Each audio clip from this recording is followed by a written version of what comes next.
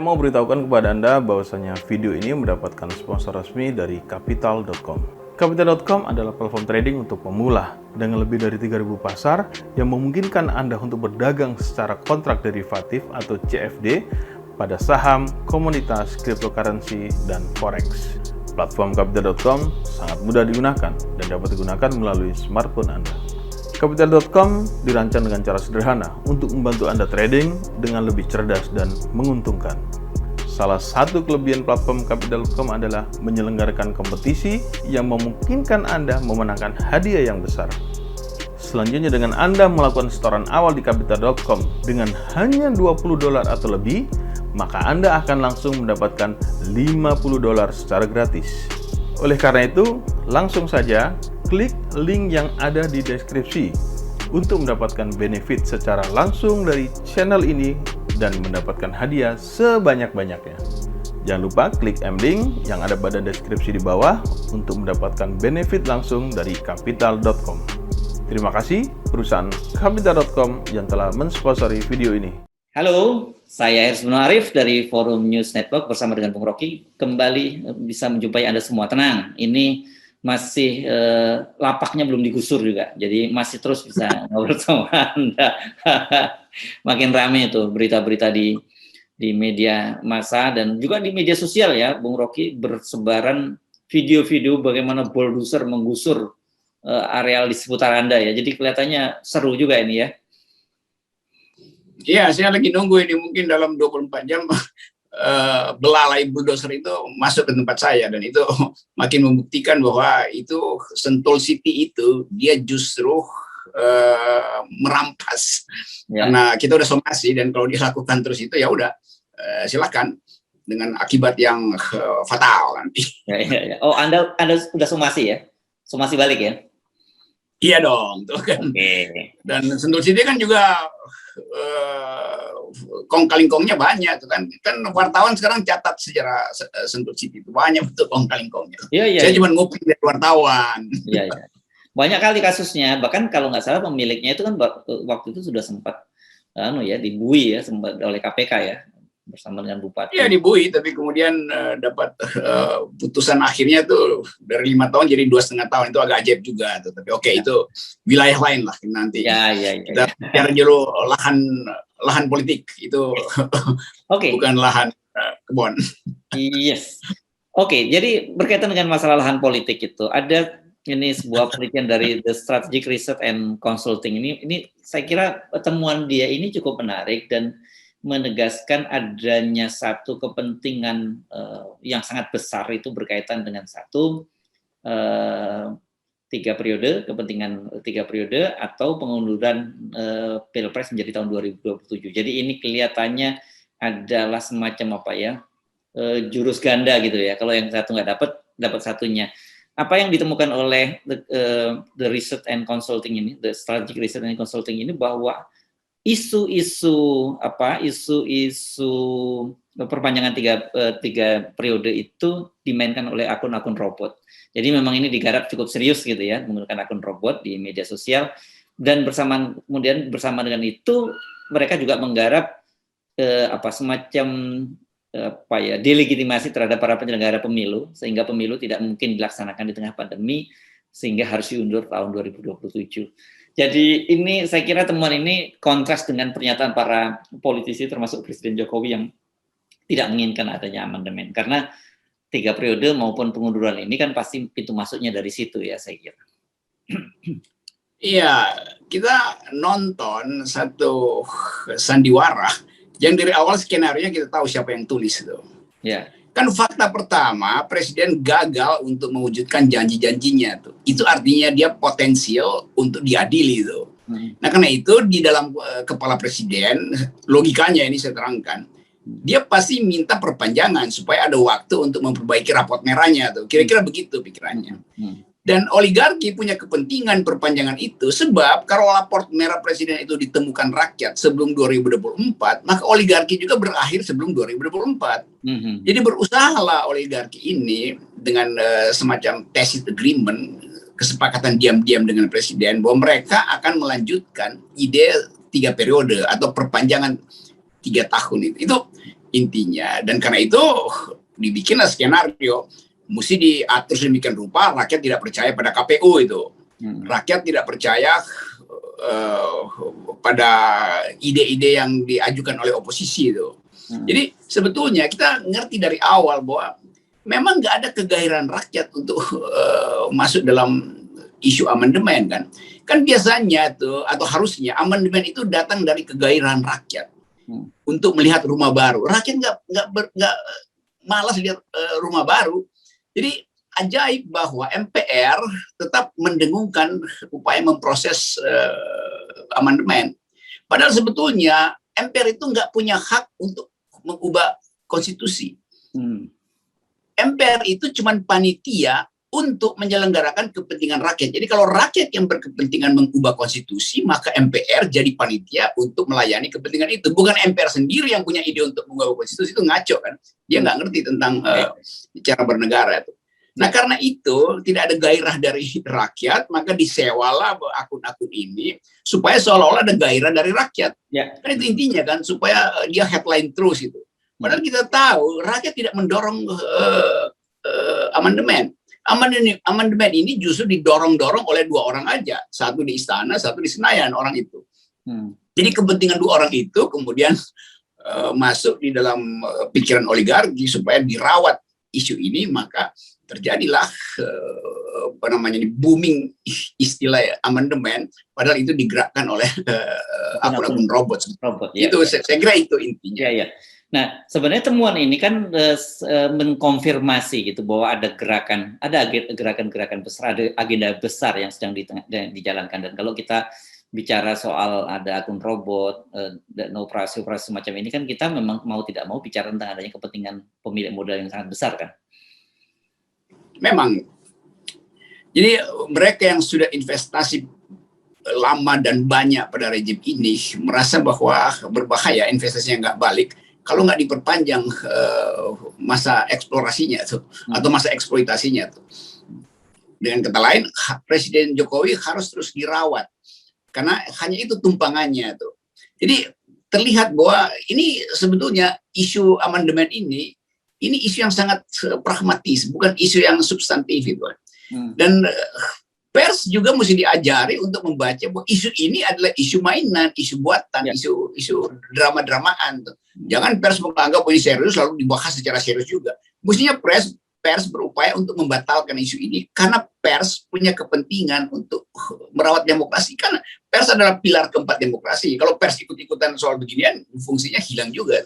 Nah kita sebetulnya tahu bahwa ini ujung dari semacam lilin yang udah mau mati, tiba-tiba nyalanya gede-gede itu. Padahal sumbunya udah habis itu. Nah ini yang terjadi sekarang tuh.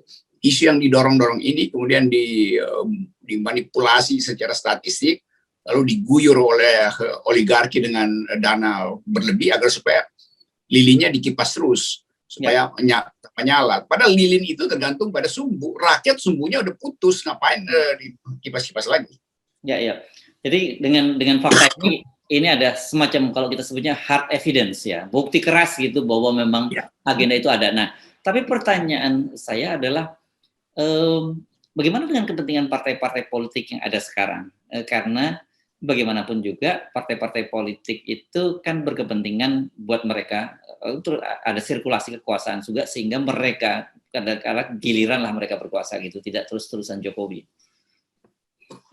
Ini partai-partai juga yang lagi nunggu godot. Jadi lagi partai-partai ini lagi bergerombol pada satu dua orang yang entah itu aparat negara yang disewa untuk lakukan manipulasi intelijen sehingga isu ini juga menakutkan partai politik. Jadi sangat mungkin ini partai-partai juga lagi nunggu amplop sebetulnya nih. Dan itu sebetulnya keadaan politik kita betul-betul sangat pragmatis. Dan kalau kita ikuti percakapan di media massa, nggak ada lagi partai politik yang berupaya untuk masuk di dalam perdebatan etis soal perubahan konstitusi ini. Bahkan jangankan partai politik, Mahkamah Konstitusi itu nggak ngomong apa-apa. Padahal tugas Mahkamah Konstitusi adalah mengamati isu yang bisa membahayakan konstitusi. Mahkamah Konstitusi tugasnya bukan sekedar nunggu judicial review. sehingga dia cuma jadi sekedar kemarin kita sebut loket konstitusi itu. Dia mesti aktif untuk membaca keresahan publik. Dan Mahkamah Konstitusi punya semacam urgensi atau hak istimewa untuk mengatakan bahwa ada yang nggak benar di dalam percakapan tentang amandemen ini. Kan Mahkamah Konstitusi berhak untuk mengaktifkan judicial aktivismenya itu ya. Untuk menjaga konstitusi, dia juga mesti mengamati bahaya dari kelompok politik yang sedang berupaya untuk ambil manfaat dari perubahan konstitusi itu. Nah ini yang nggak ada. Jadi akhirnya kita lihat satu paket bahwa partai politik juga jadi sangat pragmatis, Mahkamah Konstitusi juga jadi sangat oportunis. Nah dengan diamnya Mahkamah Konstitusi kita tahu bahwa memang eksekutif atau istana sudah memanipulasi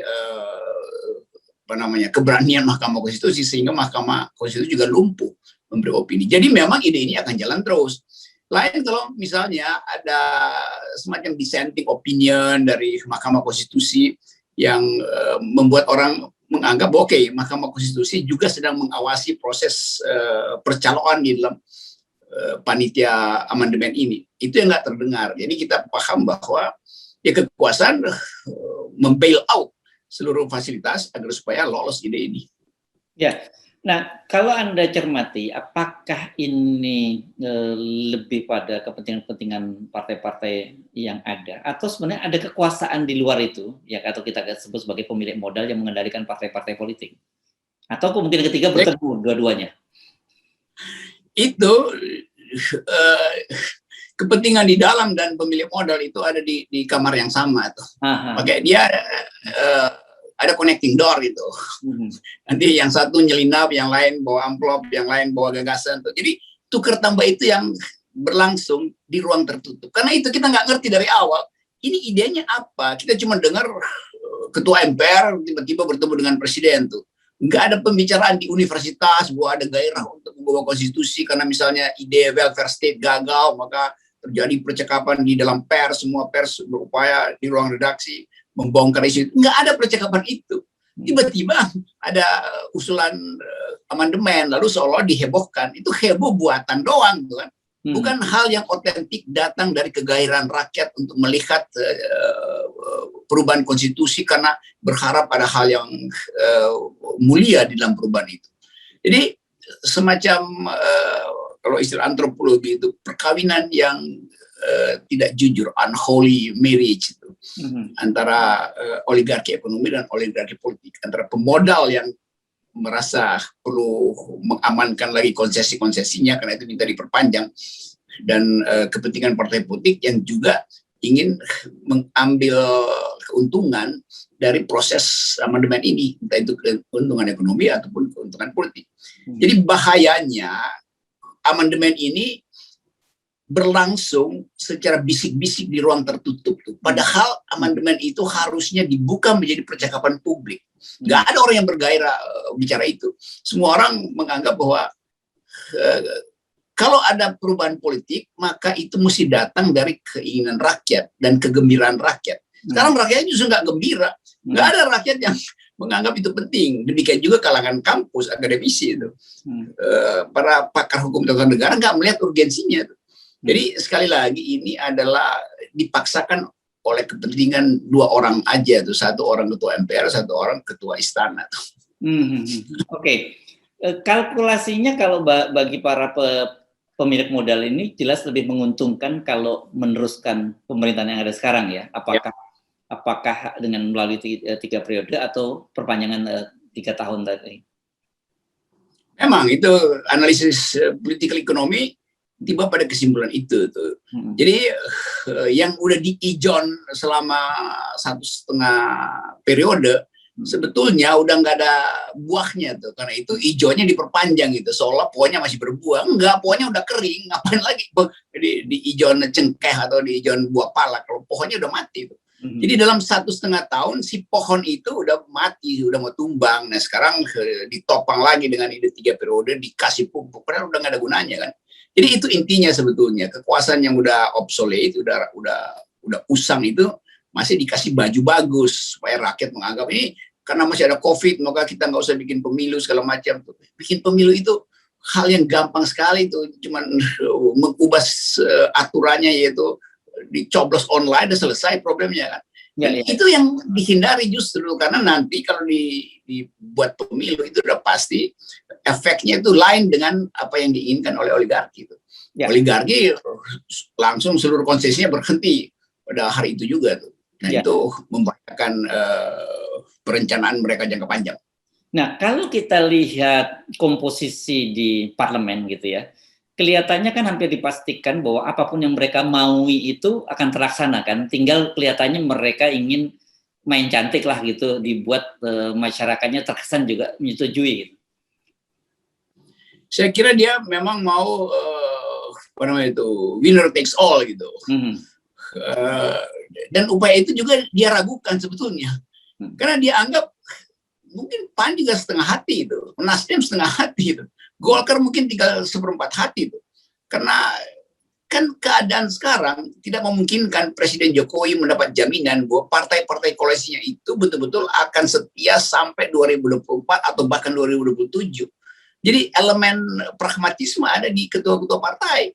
Nah itu yang sebetulnya jadi kalkulasi, sehingga Presiden Jokowi setiap hari harus hitung tuh siapa yang potensi untuk berkhianat. Semua potensi berkhianat.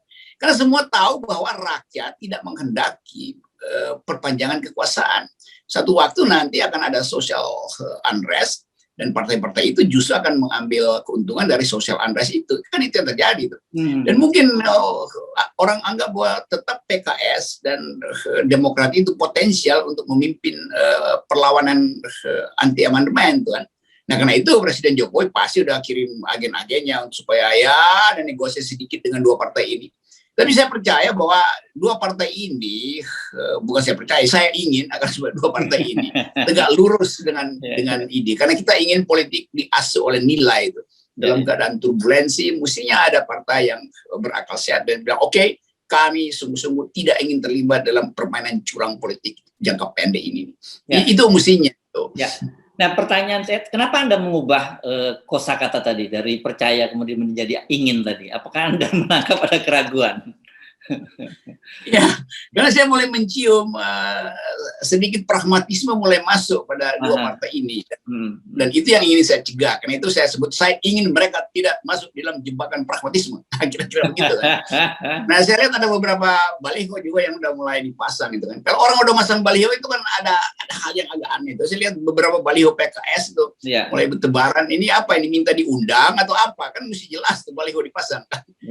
Apa baliho itu dipasang? Itu. Dan baliho calon presidennya pasti kan itu intinya.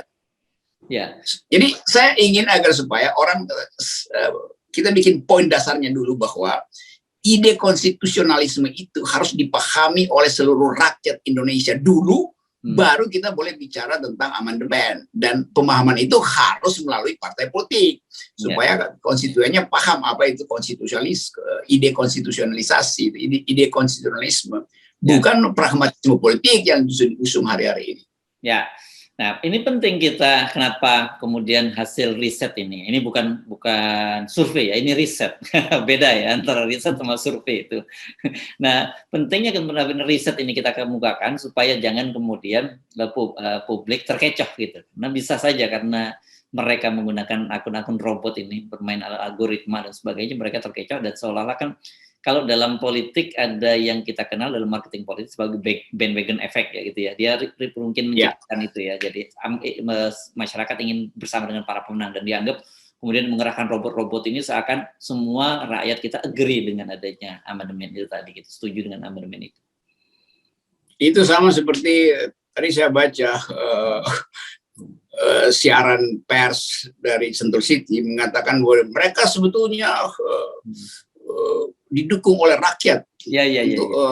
Jadi sama juga sebetulnya permainan politik dan permainan properti begitu. Jadi itu udah jadi pakem dalam upaya menipu rakyat, maka disewalah opinion maker atau opinion leader yang sebetulnya ya robot, baik robot buatan maupun robot manusia, itu kan sama aja. Dua-duanya juga robot. Sama gitu ya. Tergantung siapa yang menggerakkan gitu ya. Dan apalagi digerakkan oleh algoritma, buset, itu bagaimana coba demokrasi digerakkan oleh algoritma. Padahal kita ingin demokrasi kita itu betul-betul deliberatif, hasil percakapan antar warga negara tuh. bukan sinopsis rapat sebuah partai politik lalu dianggap bahwa itu adalah percakapan warga negara. Itu dungunya di situ. Ya, ya. Dan penting kita ingatkan bahwa hal semacam ini sudah terjadi di praktek di negara-negara lain. Kemarin dalam Pilpres Amerika, sebelumnya segala macam kan juga dicurigai bahwa permainan-permainan akun robot bahkan digerakkan di negara-negara asing itu bisa mengubah konstelasi politik, dan kelihatannya itu yang mau dicobakan kali ini dalam soal isu 3 periode maupun perpanjangan masa jabatan sampai tahun 2027. Yaitu manipulasi semacam itu yang membuat rakyat muak sebetulnya. Nah sialnya rakyat muak dan nggak ada pendidikan politik. Karena itu rakyat kemudian gembira mendengar ada berita Taliban menang tuh, lalu menganggap bahwa ini bisa dilakukan juga dengan politik Taliban di sini. Karena memang udah nggak ada jalan. Rakyat gembira mendengar Guinea di Afrika itu dikudeta tuh. Lalu orang bilang, wah lebih baik dikudeta. Karena ini bahayanya, kalau tidak ada pendidikan politik, maka cara-cara yang undemokratis itu justru akan dipakai. Kan lain kalau ada percakapan tentang bagaimana kita memperbaiki negara ini, karena itu konstitusi mesti lebih tegas menunjukkan desain dari welfare state. Itu jadi pembicaraan di FNN, di Tempo, di forum keadilan, sehingga muncul diskursus akademis, lalu rakyat dilibatkan di situ. Partai politik mulai pelan-pelan mengerti bahwa oh ada kepentingan rakyat, baru diproses di MPR. Itu yang namanya proses perubahan konstitusi. Bukan MPR yang punya kehendak, tiba-tiba rakyat dipaksa untuk ikuti itu. Itu namanya anjing nyuruh tuan, itu kan bisa digetok palanya, itu kan anjing bego kan. Ya, betul. Saya memang membaca itu sambil tersenyum. Bagaimana karena dianggap karena apa yang terjadi di Guinea itu kan setelah presiden sebelumnya itu juga mengubah konstitusi menjadi 3 periode dan dia terpilih kembali, dan kemudian pasukan mengambil alih kudeta, mengambil kekuasaan melalui kudeta, dan orang kemudian menghubung-hubungkan itu juga bisa terjadi di Indonesia. Kejauhan, tapi itu membuat saya tersenyum bahwa itulah bawah sadar dari publik kita gitu. Betul, nah itu istilah betul. Jadi bawah sadarnya akhirnya yang muncul, subkonsumsinya yang muncul, karena konstitusi, karena kesadaran dasarnya tidak dirawat oleh negara kan. Jadi kalau demokrasi ada, nggak mungkin ada ide untuk niru Guinea atau Taliban, karena kita memilih untuk jalan demokratis kan. Jadi keadaan-keadaan semacam ini yang memungkinkan kita untuk akhirnya menganggap bahwa kalau terjadi social unrest itu betul-betul karena kedunguan pemerintah kan. Lain kalau pemerintah asuh terus pikiran publik, ini pemerintah tuh nggak peduli dengan pikiran publik karena pemerintah tetap di otaknya itu mercusuar proyek ini proyek itu. Ini baru dapat DSR dari IMF lalu udah gembira bahwa cadangan devisa SDR, bukan DSR. Ya, social drawing rights itu. Jadi keadaan-keadaan beginian yang satu waktu memang betul-betul terjadi kayak di Guinea itu bisa ada, dan itu adalah kesalahan negara, bukan kesalahan rakyat, karena rakyat tidak diberi pilihan itu. Atau seperti Afghanistan itu juga silahkan berlangsung, dan kita akan bilang karena demokrasi dihambat oleh istana, itu aja. Ya, kalau kemarin dalam cadangan devisa kenaikan ekonomi tumbuh 7,07% yang mengambil alih itu justru pekerjaan buzzer sudah diambil alih oleh para pejabat, oleh para menteri. Kan kalau kita berpikir secara logis aja, seluruh kemacetan politik hari ini dikhawatirkan akan membatalkan